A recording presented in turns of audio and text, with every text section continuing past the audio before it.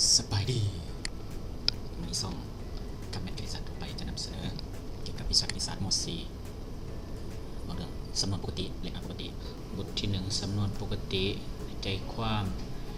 นิยามสำนวนปกติสำนวนปกติแม่นผลหารของ2สำนวนพฤกษคณิตหรือแม่นสำนวนในรูปหาร a ส่วน b ซึ่ง a และ b เป็นพหุพจน์ที่ b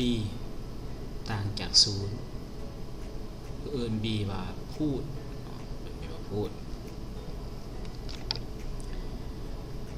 a เป็นจำนวนพูดค่าของตัวเปลี่ยนเทศให้สำนวนปกติบ่กำหนดแม่นค่าของตัวเปลี่ยนเทศให้พูดเท่ากับ0สวัสดีต่อจาก EP ที่1เนาะ2 YouTube คำคณิตศาสตร์ทั่วไปในบทเรียนคณิตศาสตร์ม .4 บทฝึกหัดจำ2ค่าของตัวเปลี่ยนเทศให้สำนวนปกติบ่มีกำหนดเนาะเราบ่กำหนดแต่ว่ากำหนดได้เนาะอาจจะมาเกตเริ่มจากข้อที่7 8 9 10 11 12เหมือนกันเนาะข้อที่7เนาะข้อที่7เนี่ยใน EP ที่1เนาะแก EP ที่1เนาะข้อที่8ไม่เนาะ2 เศษนี่3 เศษกำลัง2ลบ2เนาะเพื่อให้สำนวนดุมนี้นี่สำนวนปกติดุมนี้นี่กำหนดบ่ได้ก็คือหยังเราต้องเอาพูดเนาะ3 เศษกำลัง2ลบ2นี่เท่า0เศษกำลัง2เท่ากับ2ส่วน3เศษเท่ากับบวกด้วยลบ5คูณ2ของ2ส่วน3เนาะฉะนั้นเพื่อเห็นให้สำนวนปกติบ่มีกำหนดเซตต้องเท่าอยู่บวกด้วยลบ5คูณ2ของ2ส่วน3เนาะนี่เป็นข้อที่8เนาะบัดนี้เบิ่งข้อ9เนาะเพื่อเห็นให้สำนวนดุมนี้เนาะบ่มีกำหนดต้องสอบหาของอย่างสอบหาค่าตัวเปลี่ยนจาก1ส่วนอีกลบ2ทั้งหมดกำลัง2ก็ต้องเอาอย่าง1ลบ2นี้มาเท่ากับ02นี่เท่ากับ0อีกลบ2เท่า0จะเป็นอีกเท่ากับ2อีกเท่ากับ2แม่นสำนวนของ1ส่วนอีกลบ2ของ2นี้บ่มีกำหนดอีกข้อ10เนาะข้อ10นี่อีกส่วน2บ่มีค่าใดบ่มีค่าใดเนาะเฮ็ดให้สำนวนดังกล่าวบ่มีกำหนดข้อ12แล้วก็ข้อ11เนาะข้อ11นี้เท่ากับ y ส่วนใน y กำลัง2y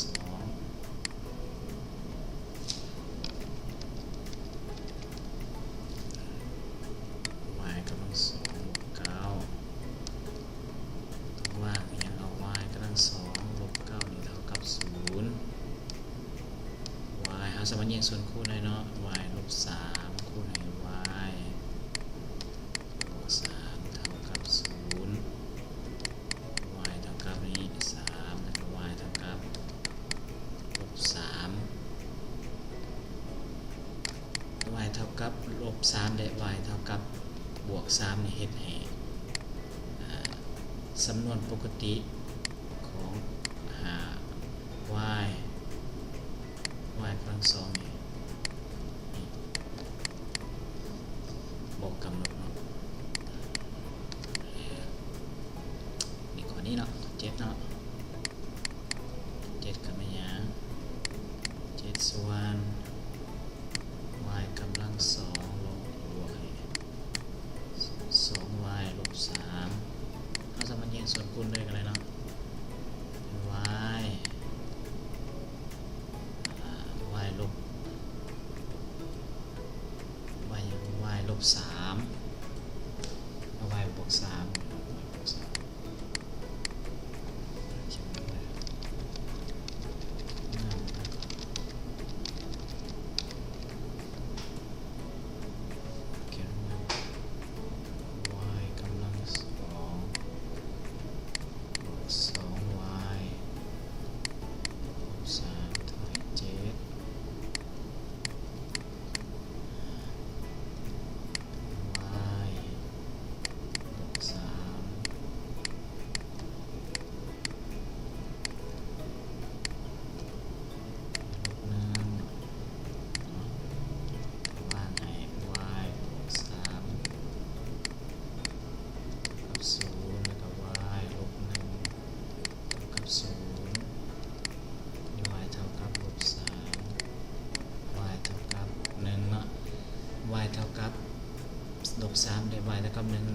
สำนวน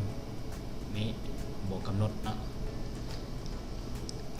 สีมีตัวนั้นเนาะในการเขียนก็จะยังอยู่แน่ในการแยกส่วนคูณก็แยกส่วนคูณตัวอย่างแยกส่วนคูณตัวนี้แล้วก็แยกส่วนคูณส่วนนี้เนาะต้องเลยเบิ่งว่าอยู่ในต้นๆเนาะอาจจะเป็นม.1 ม.2 ม.3ใช่เนาะคือเนาะฝากกดไลค์กดแชร์แล้วกดติดตามแล้วกดกระดิ่งนะเนาะเพื่อเป็นกำลังใจให้ข้าพเจ้าในการเฮ็ดคลิปต่อไปเนาะขอขอบใจ